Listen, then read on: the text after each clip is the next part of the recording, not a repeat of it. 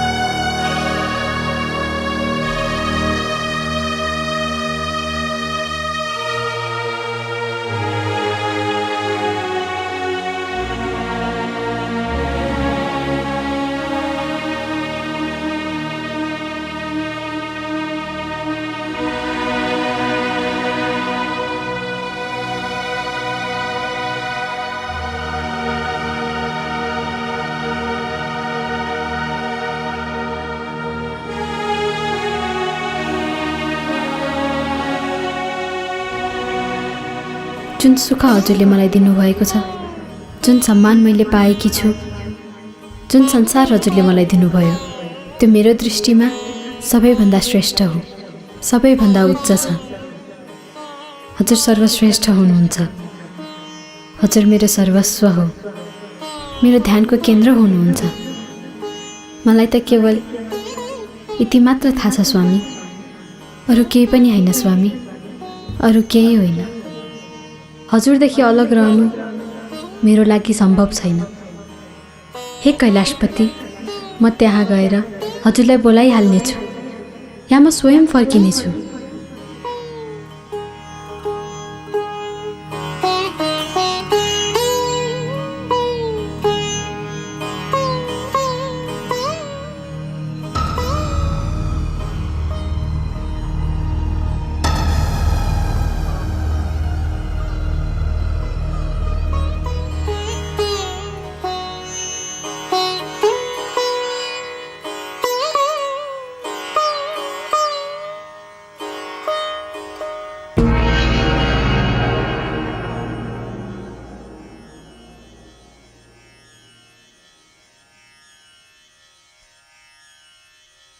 प्रणाम पिताश्री।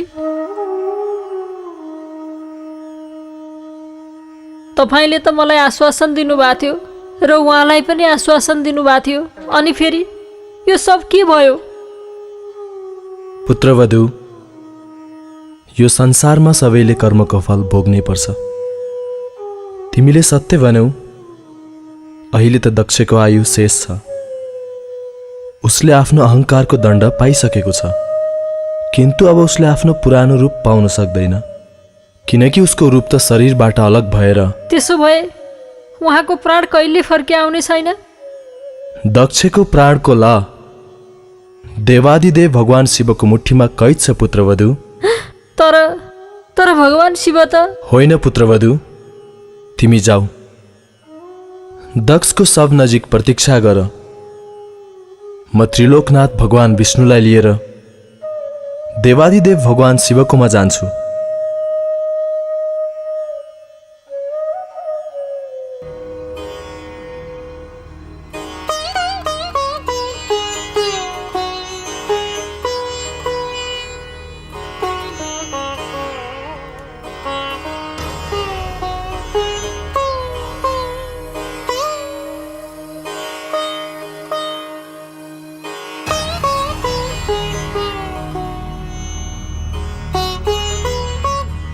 जब देवी शक्ति नै यहाँ हुनुहुन्न त यसको के काम?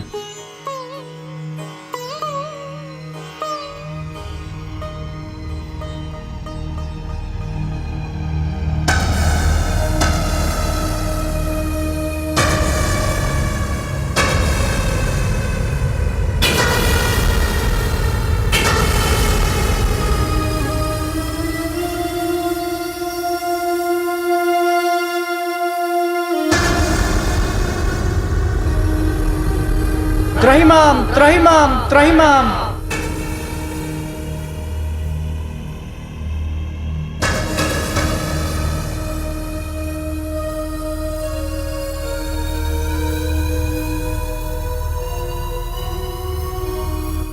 हे देवादिदेव, जुन मनस्थितिमा तपाईँ हुनुहुन्छ, म साहस गर्न सकिरहेको छैन कि आफ्नो हृदयको कुरा म तपाईँलाई कसरी भनौँ। हे आदि प्रजापति, हुने कुरा भएरै छोड्छ र तपाईँ यहाँ आउनु पनि त्यही हुने कुराको अंश हो। संसारले मलाई मङ्गलको कारक भन्छन्, तर पीडाको कारणले म कसैको हृदयको कुरा नसुनौ, यस्तो हुन सक्दैन। हे ब्रह्मजी, तपाईको मनमा जे छ निसङ्कोच भन्नुहोस्।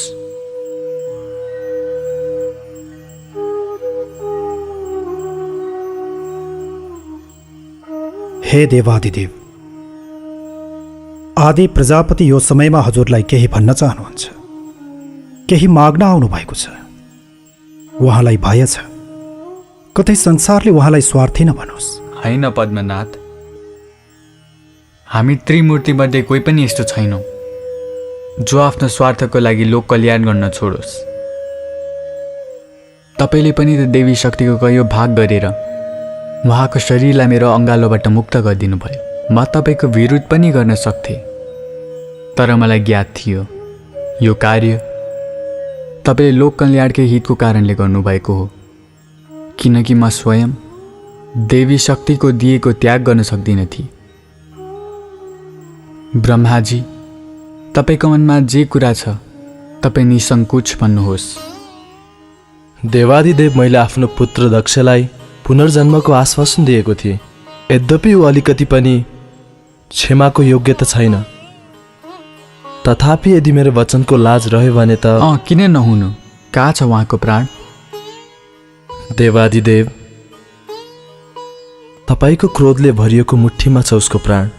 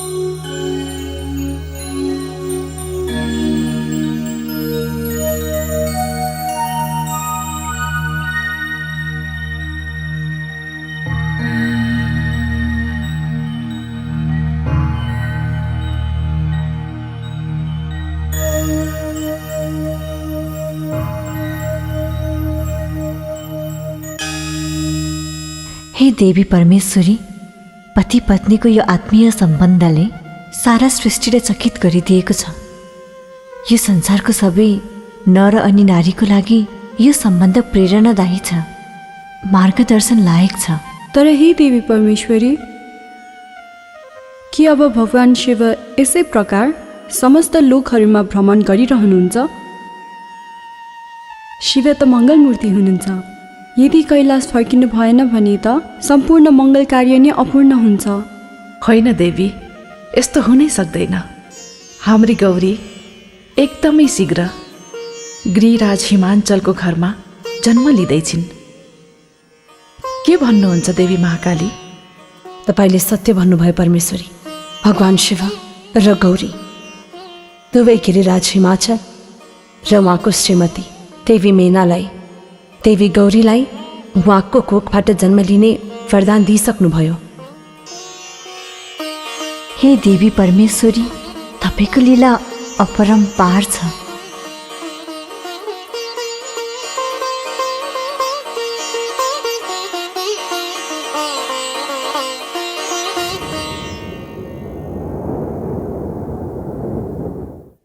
महाराज, महाराज, महाराजको जय होस्। दासी, सबै कुशल त छ? सबै कुशल छ महाराज, बधाई छ। महारानी मैनाले कन्या रत्नलाई जन्म दिनु भएको छ। के? बधाई छ महाराज, बधाई छ। दासी, किन्तु दाइआमाले त भन्दै हुनुहुन्थ्यो सन्तानले जन्म लिनलाई पुरै एक दिन र एक रातको विलम्ब छ। परन्तु महाराज, चन्द्रमा स्वयं हजुरको काखमा आउन आतुर हुनुहुन्थ्यो। उहाँ एक दिन पहिले धरतीमा आउनुभयो। म धेरै प्रसन्न भएँ। महामन्त्री, दासीको आँचल मोतीले भरिदिनुहोस्। महाराजको जय होस्। दासी, महारानीलाई भन्नुहोला कि म शीघ्र नै कक्षामा उपस्थित हुनेछु। जो आज्ञा महाराज। महामन्त्री, पुरै नगरमा मोतीको वर्षा गरिदिनुहोस्, किनकि यो मेरो जीवनको सबैभन्दा खुसीको क्षण हो। कन्या रत्नको लागि हामीले भगवान शिव र माता सतीसँग प्रार्थना गरेका थियौँ। यो सन्तान उहाँकै वरदान हो। यो धेरै नै हर्ष र प्रसन्नताको समाचार हो कि देवी शक्तिले गिरिराज हिमाञ्चलकोमा जन्म लिनुभयो। हामी सबै त्यहाँ भेष बदलेर उहाँको दर्शनका लागि जान्छौँ।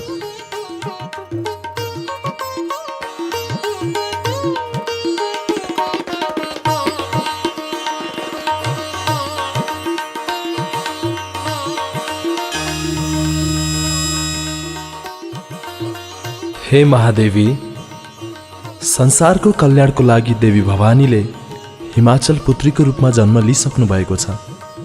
म उहाँको दर्शनको लागि त्यहाँ जाँदैछु। म हजुरको तर्फबाट पनि उहाँलाई बधाई अवश्य दिनेछु।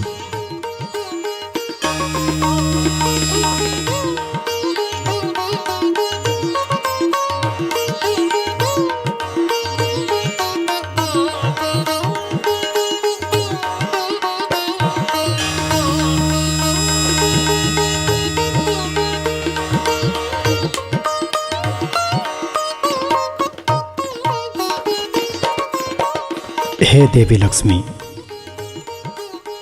भगवान शिवलाई उहाँको समाधिबाट फर्काउने वाली देवी भवानीको अवतार भएको छ। म पनि उक्त दिव्य मूर्तिको दर्शन गरेर आउँछु।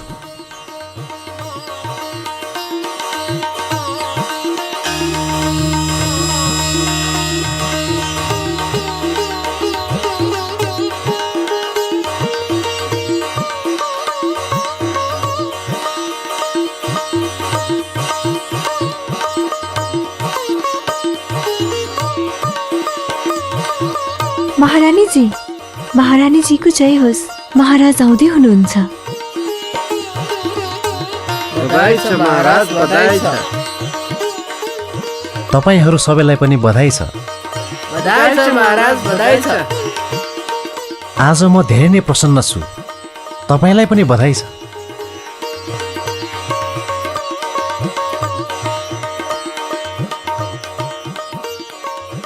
बधाई छ महारानी, धेरै धेरै बधाई छ।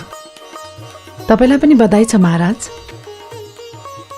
ए, त्यसो भए यिनी हुन् शरद ऋतुको चन्द्रमा।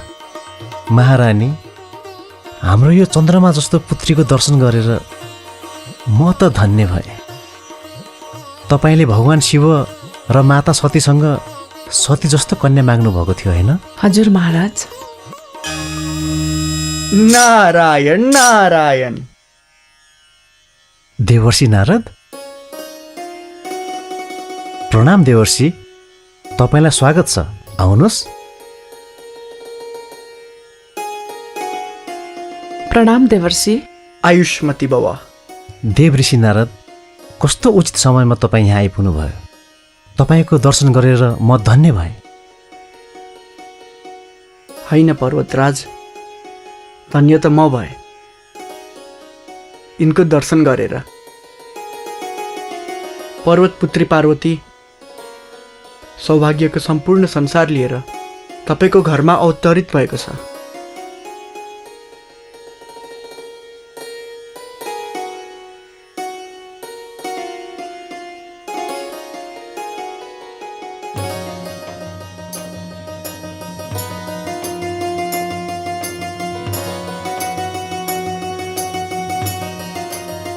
हे भवानी, तपाईँको लीला अपरम्पार छ।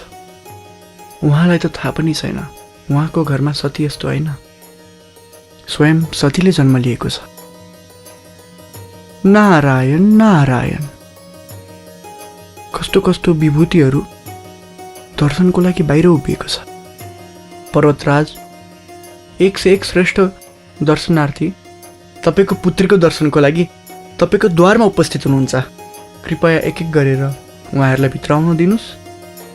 जस्तो हजुरको आज्ञा देवर्षि।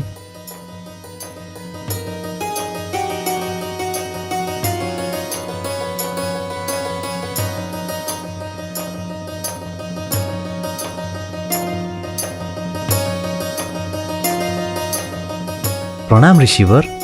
आयुष्मान भव। तपाईँहरूलाई स्वागत छ, आउनुहोस्।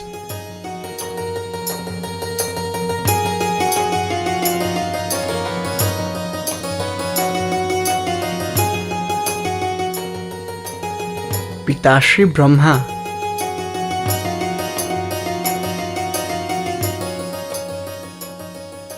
अभिनन्दन पर्वतपुत्री। अभिनन्दन।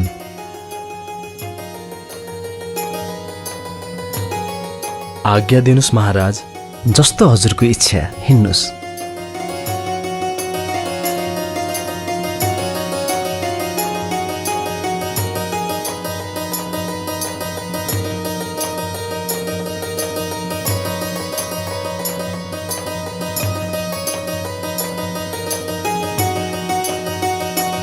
प्रणाम ऋषिवर, तपाईँलाई स्वागत छ, आउनुहोस्।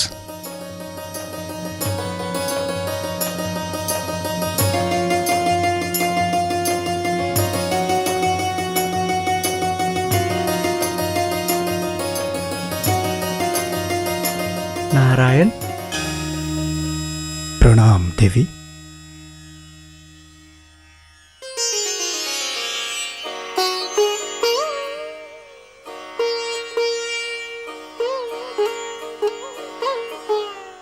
ल राजन, म जान्छु। जस्तो हजुरको इच्छा ऋषिवर, हिँड्नुहोस्। नारायण नारायण।